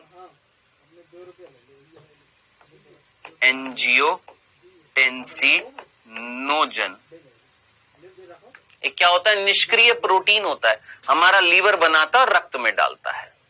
तो एंजियोटेंसिनोजन क्या है? एक निष्क्रिय प्रोटीन है। ओके सर, जो कहां पर है? ये भी रक्त में है। किसने बनाया था? लीवर में। तो एंजियोटेंसिनोजन को ये रेनिन बदल देता है एंजियोटेंसिन फर्स्ट में। किसमें बदला? एंजियोटेंसिन फर्स्ट में। और एंजियोटेंसिन फर्स्ट फिर किसमें बदलता है? एंजियोटेंसिन सेकंड में। पूरी कहानी समझ में आई? फिर से बोलूं, पहली बार सुन रहे होंगे ना, पहले कभी पढ़ा ही नहीं होगा, है ना? ध्यान से सुनना। रक्त आया, कम आया। क्यों कम आया? आयतन कम था। क्यों कम था? क्योंकि जल कम था शरीर में। रक्त का दाब कम था, हाँ कम था। छनेगा कम, हाँ कम छनेगा। निसेंद कम आ रहा है, हाँ आ रहा है। डीसीटी के पास पहुंचा कम, कौन? वो छना हुआ पदार्थ कम पहुंचा। कम पहुंचा तो डीसीटी की जो कोशिका थी, जेजी सेल, इनके अंदर हार्मोन भरा पड़ा है, निष्क्रिय रेनिन। जैसे ही पता लगा अरे जो छना हुआ पदार्थ कम आ रहा है, तो जेजी सेल ने अपना रेनिन बाहर निकाल दिया। अब ये सक्रिय हो गया। अब ये रेनिन बाहर रक्त में आकर क्या कर रहा है? सर ये एक निष्क्रिय प्रोटीन को बदल रहा है। कौन सा निष्क्रिय प्रोटीन? एंजियोटेंसिनोजन। ये कहां बना था? हमारे लीवर में बना था। तो ये रेनिन रक्त में उपस्थित एंजियोटेंसिनोजन को किसमें बदला? एंजियोटेंसिन फर्स्ट में। एंजियोटेंसिन फर्स्ट जो है वो किसमें बदल गया? एंजियोटेंसिन सेकंड में। यहां तक की कहानी अगर आपको समझ में आ गई है तो अच्छी बात है, नहीं आई है समझ में तो बेटा दिमाग लगाना पड़ेगा, ऐसे तो काम नहीं चलेगा। अब फाइनल सी बात है, ये जो एंजियोटेंसिन सेकंड है ये क्या करेगा? अब ये एंजियोटेंसिन सेकंड दो काम करता है। कौन? एंजियोटेंसिन सेकंड ये दो काम करेगा। पहला, ये बिल्कुल वेसोप्रेसिन के जैसा कार्य करेगा। क्या करेगा? वेसोप्रेसिन के जैसा कार्य, यानी ये रक्त नलिका को क्या कर देगा? संकुचित कर देगा। रक्त नलिका को क्या कर दिया? संकुचित कर दिया। प्रभु अगर रक्त नलिका संकुचित हो जाएंगी तो दिमाग लगाओ, रक्त दाब नहीं बढ़ जाएगा? रक्त दाब बढ़ जाएगा। सर यही तो कराना था, यही तो कराना था, रक्त दाब को बढ़ाना था और जल की हानि को कम करना था। यहाँ पर हमने देखा था, ये पहला तरीका था, यहाँ पर हमने देखा था कि ये दोनों काम एक ही हार्मोन कर रहा है। वो ब्लड वेसल को, रक्त नलिकाओं को संकुचित भी कर रहा है और जल को खींच भी रहा था। कहां से? डीसीटी से, एडीएच के रूप में, है ना। अब हमने दूसरा तरीका देखा। दूसरे तरीके में क्या था साहब? यहां से जैसे ही जीएफआर कम हो गया था, रक्त कम आ रहा था, नीसेंद कम आ रहा था, तो जेजी सेल से रेनिन निकला। रेनिन ने एंजियोटेंसिनोजन को एंजियोटेंसिन फर्स्ट में, एंजियोटेंसिन फर्स्ट को एंजियोटेंसिन सेकंड में बदला। एंजियोटेंसिन सेकंड क्या कर रहा है? दो काम कर रहा है, जिसमें से एक काम तो इसने कर दिया, रक्त दाब बढ़ा दिया। चलो, हमारा एक मकसद तो पूरा हो गया। क्या बढ़ाना था? रक्त दाब। दूसरा क्या था? दूसरा क्या था? जल को खींचना था, खींचना था। अभी तक देखो, ये एंजियोटेंसिन सेकंड अब जाएगा, ये आप पढ़ेंगे आखिरी चैप्टर 11वीं कक्षा का, है ना। वहां पर आप पढ़ेंगे कि हमारी एक ग्रंथि होती है जिसका नाम होता है, जो हमारी वृक्क के ऊपर ही होती है, अधिवृक्क बोलते, एड्रीनल ग्रंथि बोलते। कौन सी ग्रंथि होती है? एड्रीनल। ये एड्रीनल ग्रंथि होती है और इस एड्रीनल ग्रंथि से एक हार्मोन निकलता है जिसका नाम होता है एल्डोस्टेरोन। अब कहां से निकलता है ये डिटेल में पढ़ेंगे कि एड्रीनल ग्रंथि के दो भाग होते हैं, एक होता है वल्कुट, एक होता है मध्यांश। वल्कुट के तीन भाग होता है, zona glomerulosa, zona fasciculata, zona reticularis, फिर अंदर मध्यांश होता है। तो जोना ग्लोमेरुलोसा, एल्डोस्टेरोन जो हार्मोन जो एड्रीनल ग्रंथि से निकला है, ये एल्डोस्टेरोन जाएगा और जाकर, इधर देखना, माताएल जाएगा, ये जाकर यहां से सोडियम आयन निकलवाएगा। विशेष परिस्थिति देख रहे हैं, क्या निकलवाएगा? यहां से सोडियम आयन निकलवाएगा। इससे क्या हो जाएगा? इससे क्या होगा वो भी बता रहा हूं, लेकिन इतना समझ में आया, एल्डोस्टेरोन ने क्या निकलवा दिया? सर, सोडियम आयन निकलवा दिया। अब सोडियम आयन यहां से निकलवा दिया, क्या करा इसने? एल्डोस्टेरोन ने डीसीटी से सोडियम आयन पुनरावशोषित करा दिया।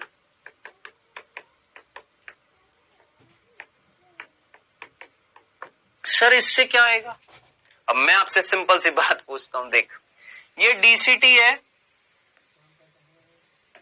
कौन है ये? डीसीटी। चलो पीछे ही ले चलता हूं। कौन है ये? मान लो ये हमारी, ये डीसीटी थी।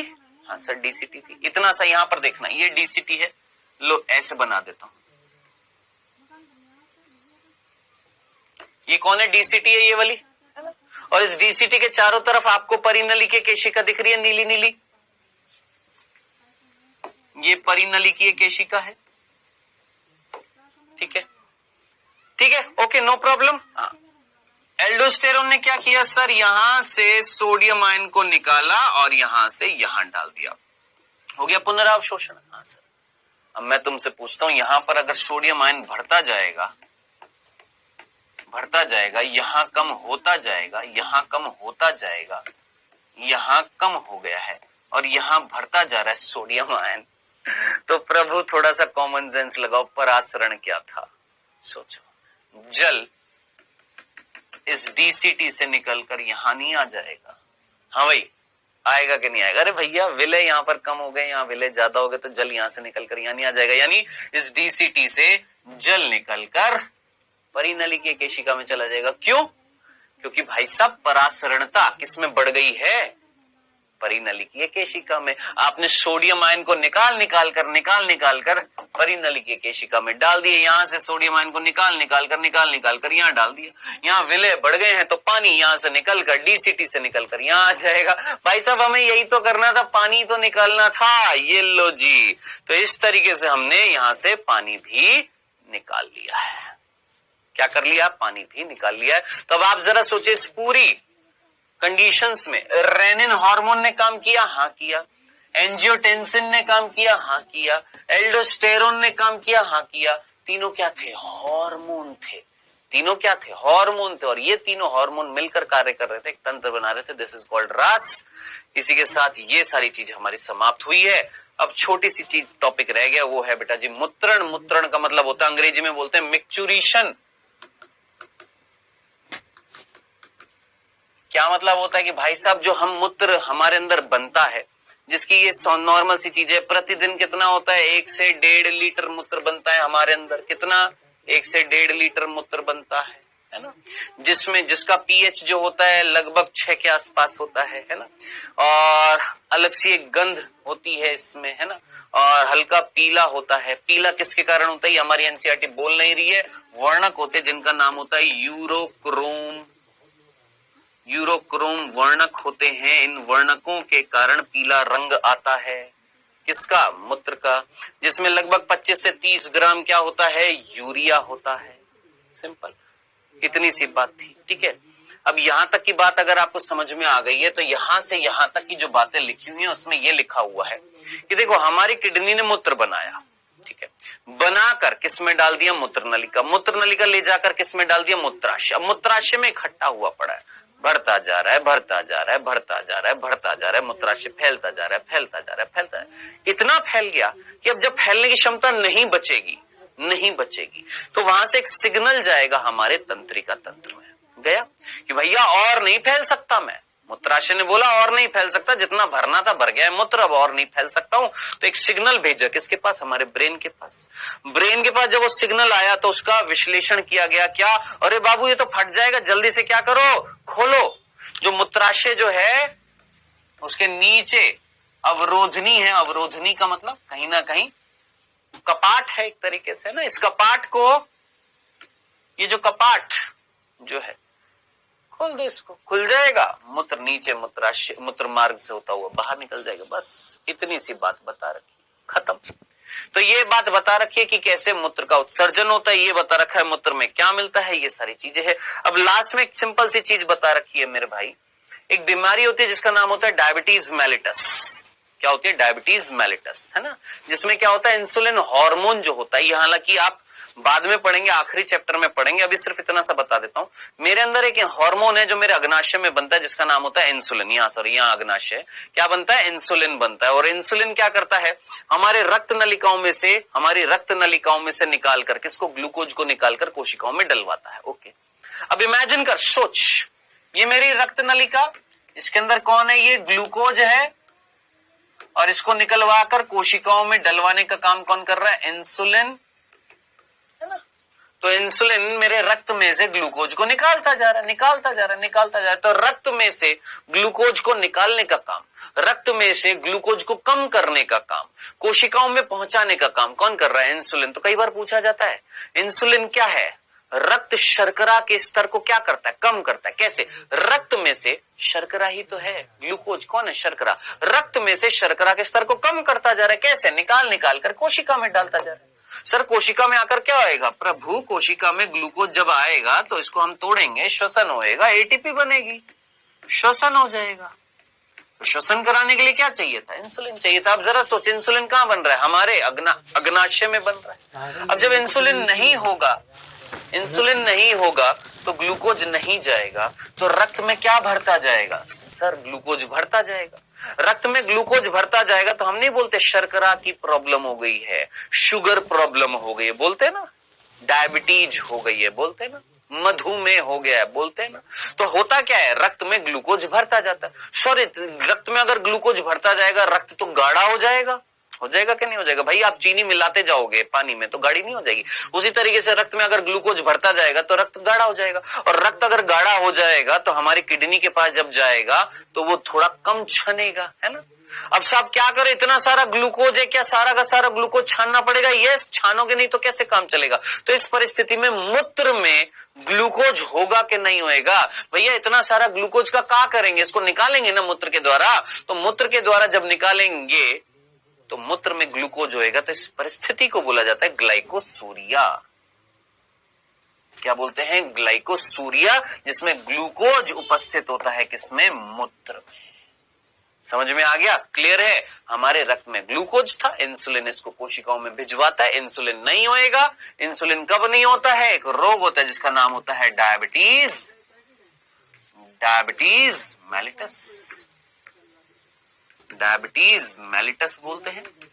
डायबिटीज मेलिटस वो बीमारी है, मधुमेह वो बीमारी है जिसमें इंसुलिन नहीं बनता है, तो ग्लूकोज अंदर नहीं जाएगा, तो यहाँ रक्त नलिकाओं में बढ़ता जाएगा, बढ़ता जाएगा, बढ़ता जाएगा। ये रक्त जो है गाढ़ा गाढ़ा जब हमारी किडनी में जाएगा तो ग्लूकोज को हम छानेंगे और छानकर मूत्र में डाल देंगे और मूत्र के द्वारा हम निकाल देंगे। तो ऐसी कंडीशन में मूत्र कैसा होता है? याद रखना, एक बार प्रश्न मैंने देखा था, नीट में आया था, कौन सी परिस्थिति में मूत्र मीठा होता है? हाँ, आपको सुनने में हंसी आएगी लेकिन ऐसा प्रश्न आया था। Sweet in taste, sweet in taste, urine कौन सी कंडीशन में होता है? कंडीशन क्या कहलाती है? ग्लाइकोसूरिया। कौन सी बीमारी में होता है? डायबिटीज मेलिटस में होता है। ठीक है सर, ये तो समझ में आ गया। अब मुझे बताइए सर, ग्लूकोज अगर नहीं जाएगा तो ऊर्जा कैसे मिलेगी सर? ग्लूकोज अगर अंदर नहीं जा रहा है, ग्लूकोज अंदर नहीं जा रहा है, एटीपी तो श्वसन से बनती है, श्वसन प्रक्रिया से एटीपी बनती है। ग्लूकोज अगर नहीं जाएगा तो इस कंडीशन में हम अंदर जो फैट है, अंदर जो वसा है, उसको तोड़ेंगे, और उसको जब हम तोड़ते हैं तो एक अपशिष्ट पदार्थ बनता है जिसका नाम होता है कीटोन बॉडीज, कीटोन काय, कीटोन काय बनते हैं। तो मैंने आपसे क्या बोला कि भाई जब ग्लूकोज नहीं जाएगा तो श्वसन तो करना है, ऊर्जा तो बनाने, बिना ऊर्जा के तो कोशिका खत्म हो जाएगी। तो इस परिस्थिति में जब शर्करा नहीं होगी, ग्लूकोज नहीं होगा, कार्बोहाइड्रेट नहीं होगी, तो हमें वसा को तोड़ा, वसा को तोड़ा तो एक अपशिष्ट पदार्थ बना, क्या? Ketone bodies. इस कीटोन बॉडीज को निकालकर रक्त में डालेंगे और ये कीटोन बॉडीज, कीटोन काय, मूत्र के द्वारा निकलेगा। इसको हम बोलते हैं कीटोनूरिया। इस परिस्थिति को हम क्या बोलते हैं? कीटोनूरिया। तो बेटा डायबिटीज मेलिटस में ये दोनों कंडीशन दिखती है, क्या? मूत्र में ग्लूकोज भी होता है और कीटोन काय भी होते हैं। याद रखना इतनी सी बात जो आपको समझानी थी। अब है इसके अलावा हमारे अंदर मेन उत्सर्जन अंग कौन था? किडनी। क्या इसके अलावा भी उत्सर्जन अंग होते हैं? यस, बिल्कुल होते हैं। हमारे फेफड़े होते हैं, हमारा यकृत होती है, हमारी त्वचा होती है। जरा सोचिए, हमारे फेफड़े क्या कार्बन डाइऑक्साइड नहीं निकाल रहे हैं? बिल्कुल निकालते हैं। हमारा यकृत जो होता है, याद रखना, इस यकृत से भूलना जाइएगा, bilirubin, biliverdin, cholesterol, steroid hormone, vitamin, औषधि आदि, ये जो लिखा हुआ है, ये सब मिलते हैं किसमें? हमारे यकृत में एक रस बनता है जिसका नाम होता है पित्तरस, जिसमें से पर्टिकुलरली बिलीरुबिन, बिलीवर्डिन, बिलीवर्डिन ये वर्णक होते हैं जो पित्त रस को रंग देते हैं, पित्त को रंग देते हैं, बाइल जूस को कलर देते हैं। ये हरा पीला रंग देते हैं, हरा पीला रंग देते हैं, और इनका कोई काम नहीं होता, ये वेस्ट होते हैं। ये हमारे यकृत के, हमारे लीवर का वेस्ट मटेरियल होता है। याद रखना, अपशिष्ट पदार्थ होता है हमारे यकृत का। कौन? बिलीरुबिन और बिलीवर्डिन, जिसको हम अपने शरीर से त्यागते हैं। आपको पता है मल, पॉटी जिसको हम बोलते हैं, उसका कलर पीला होता है, हमारे मूत्र का रंग पीला होता है। किसके कारण था सर? अभी अभी आपने बताया था, मूत्र का कलर जो पीला रंग जो था वो एक वर्णक के कारण था, यूरोक्रोम। ये यूरोक्रोम किससे बनता है? ये यूरोक्रोम इन्हीं बिलीरुबिन, बिलीवर्डिन से बनता है। जो मल का पीला रंग जो होता है इन्हीं वर्णकों के कारण होता है, यानी इन वर्णकों को हम शरीर से त्याग रहे हैं। किसके साथ? मल के साथ में। समझ में आया? भूलना जाइएगा। तो यकृत भी एक उत्सर्जी अंग है, हाँ है। फुफ्फुस भी, फेफड़े भी उत्सर्जी अंग है, हाँ है। जरा सोचिए, हमारी त्वचा से कहीं ना कहीं क्या निकलता है? पसीना नहीं निकलता, तेल नहीं निकलता है। जरा सोचिए, आपकी त्वचा में श्वेत ग्रंथि यानी पसीने वाली ग्रंथि है ना, और तेल ग्रंथि यानी सीबम ग्रंथियां बोलते हैं, इनको सीबम बोलते हैं। ये क्या है? जरा सोचिए, आपकी त्वचा से क्या निकल रहा है? पसीना निकल रहा है। इस पसीने में आपके क्या होते हैं बेटा जी? इस पसीने में आपके यूरिया तक होता है। हाँ, याद रखना, आपके पसीने में यूरिया तक होता है। अब जरा सोच, यूरिया बाहर निकल रहा है सर, मूत्र से निकलता है, बहुत माइन्यूट अमाउंट में पसीने से भी बाहर निकल, तो पसीना एक मैं ये नहीं बोलूंगा कि उत्सर्जी पदार्थ है। पसीना एक्चुअली निकलता किस लिए? ताकि शरीर का तापमान मेंटेन किया जा सके। लेकिन अगर निकल रहा है, इस पसीने में उत्सर्जी पदार्थ निकल रहे हैं, तो हम त्वचा को क्या बोलेंगे? ये भी एक उत्सर्जन अंग। तेल ग्रंथियां क्या होता है भाई साहब? इसमें तेल होता है। क्या होता है? ये तेल होता है, और ये तेल जो होता है हमारे ऊपर एक सुरक्षात्मक कवच बनाता है। लेकिन इस तेल के द्वारा हमारा उत्सर्जी पदार्थ जो है वो भी तो निकल रहा है, बिल्कुल निकलता है। शरीर से यूरिया, लैक्टिक अम्ल, ये सारे के सारे किससे निकल रहे हैं? पसीने से निकल रहे हैं। उसके अलावा तेल ग्रंथियों से जो सीबम बनता है, जो तेल जो बनता है, उसमें स्टेरॉल्स होते हैं। स्टेरॉल्स एक प्रकार की वसा होती है, हाइड्रोकार्बन्स होते हैं, मोम जैसे पदार्थ का क्या होता है? निष्कासन होता है। हालांकि ये हमें सुरक्षा दे रहे हैं, हमारी त्वचा को सुरक्षा दे रहे हैं, लेकिन हमारे शरीर से निकल तो रहे हैं ना ये वेस्ट मटेरियल। तो तेल ग्रंथियां और श्वेत ग्रंथि यानी पसीने की ग्रंथियां और तेल ग्रंथियां जो त्वचा में हैं, जिनसे उत्सर्जी पदार्थ निकल रहे हैं, तो त्वचा भी क्या है? एक उत्सर्जन अंग है। फेफड़े भी क्या है? एक उत्सर्जन अंग है। यकृत भी क्या है? एक उत्सर्जन अंग है। लास्ट में एक लाइन लिखी हुई थी यहां पर, क्या आप जानते हैं कि कुछ नाइट्रोजन अपशिष्ट का निष्कासन लार के द्वारा होता है? हमारी लार में भी कुछ उत्सर्जी पदार्थ होते हैं, बताऊं कौन सा होता है? आपसे पूछा गया, मैं आपको बता देता हूं कौन होता है। Uric acid. यूरिक एसिड जो होता है ना, वो हमारी लार में होता है, याद रखना, भूल ना जाइएगा। आखिरी टॉपिक, वृक्क से संबंधित विकृतियां। भैया सीधी सी बात है, अगर किसी की किडनी खराब हो जाती है तो दो ही कंडीशन है। अगर किसी की किडनी फेल हो गई है, किसी की किडनी फेल हो गई है, किसी की किडनी काम नहीं कर रही है, तो उससे क्या होता है? यूरेमिया होता है। यूरेमिया का मतलब, भाई आपकी किडनी क्या कर रही थी? रक्त को छान रही थी।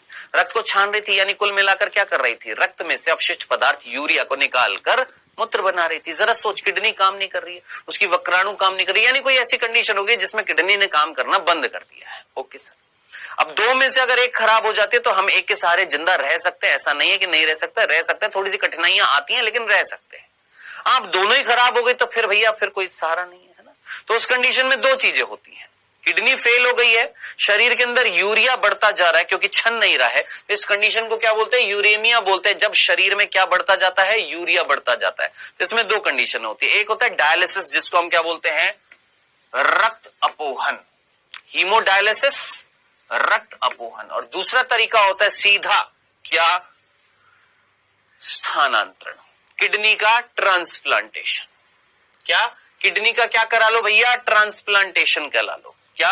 वृक्क की क्रियाहीनता का दूर करने का अंतिम उपाय है वृक्क का प्रत्यारोपण, किडनी का ट्रांसप्लांटेशन। या तो डायलिसिस कराओ या ट्रांसप्लांटेशन कराओ। पहले डायलिसिस कराया जाता है। सर डायलिसिस में होता क्या है? ध्यान से देखिएगा बेटा, डायलिसिस में क्या करते हैं? देख मेरे भाई, डायलिसिस में एक यंत्र होता है, रक्त अपोहन यंत्र बोलते हैं, जिसके अंदर इस तरीके से एक नलिका होती है, ठीक है। क्या करते हैं? एक पेशेंट की शिरा लेते हैं। किसकी?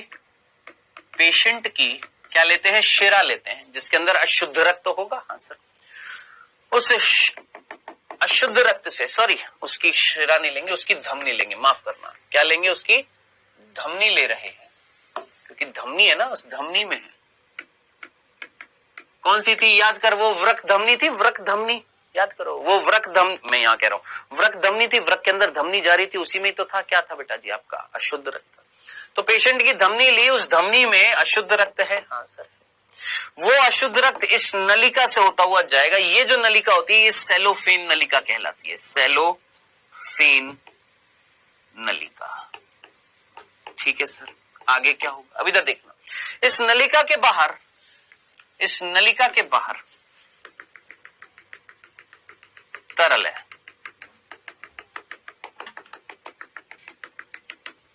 जो बिल्कुल सेम टू सेम उसमें वही सारी चीजें मिल रही हैं जो यहां से रक्त आ रहा है ना, जिसमें नाइट्रोजन अपशिष्ट पदार्थ है। कहां पर है? उसकी प्लाज्मा में, बिल्कुल सेम टू सेम। यहां पर जो तरल जो होगा उसमें बिल्कुल सेम प्लाज्मा के सभी पदार्थ मिलेंगे, प्लाज्मा के समान सभी पदार्थ मिलेंगे, सिवाय एक्सेप्ट नाइट्रोजन अपशिष्ट के।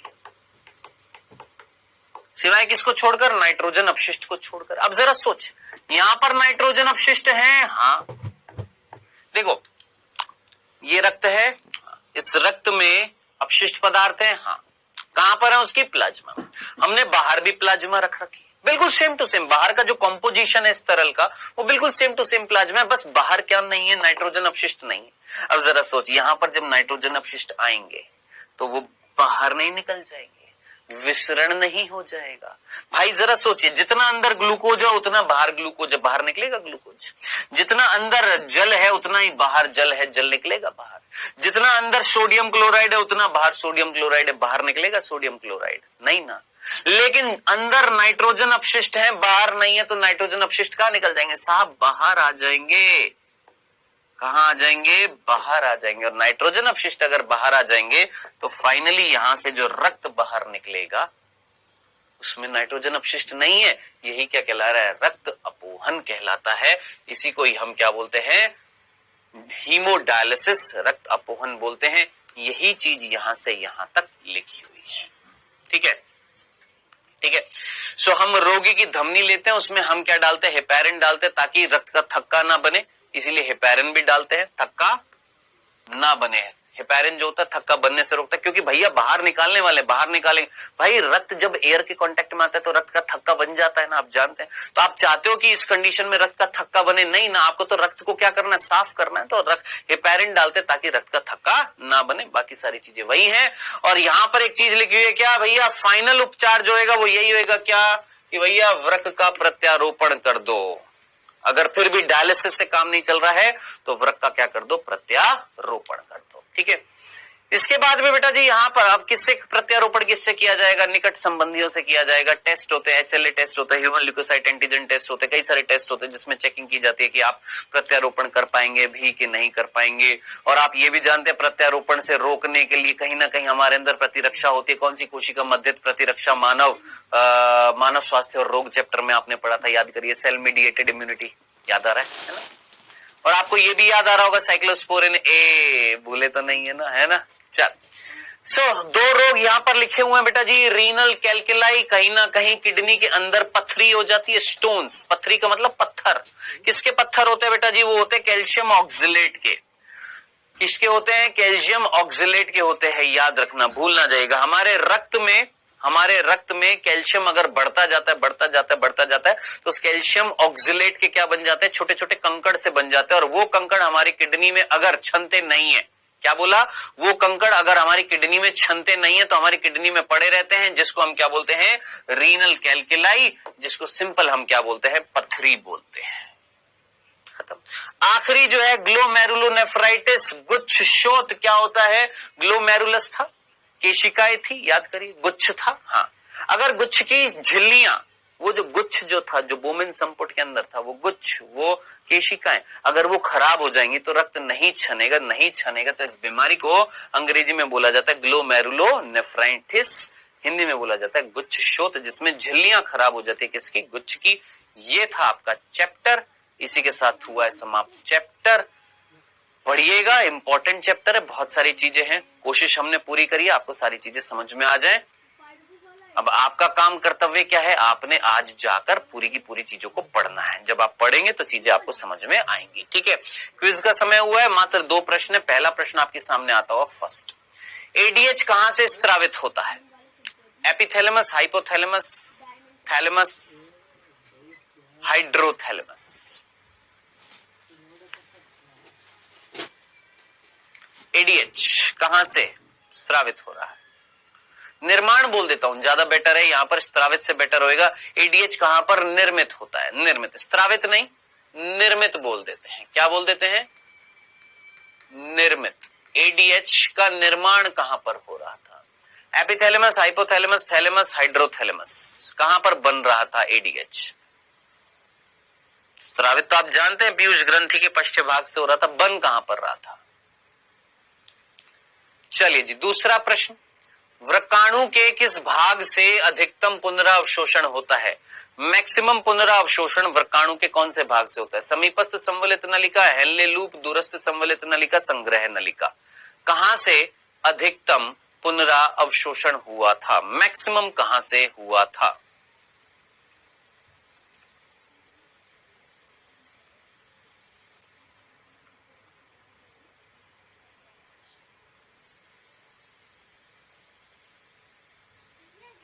हाँ जी, कर लिया सभी ने। चल, पहला प्रश्न था एडीएच कहां से निर्मित होता है। आप जानते हैं एडीएच का निर्माण कहां पर होता है, हाइपोथैलेमस। एडीएच जिसको हमने वैसोप्रेसिन बोला था, और ऑक्सीटोसिन, दोनों कहां पर बनते हैं, हाइपोथैलेमस, मस्तिष्क का भाग होता है। दूसरा, अधिकतम पुनरावशोषण कहां पर हुआ था, मैक्सिमम कहां हुआ, समीपस्थ संवलित नलिका में हुआ था। याद रखना, 70 से 80% वैद्युत अपघट, जल, बाइकार्बोनेट, ग्लूकोज, ये सब कुछ कहां से होते हैं, समीपस्थ संवलित नलिका से। मैक्सिमम क्या होता है, रीअब्जॉर्प्शन होता है, पुनरावशोषण होता है। डन। ये था बेटा जी आपका चैप्टर। अब नेक्स्ट चैप्टर जो आपके पास आएगा वो होगा गमन एवं संचलन। मिलेंगे आगे आने वाले लेक्चर्स में। Bye bye.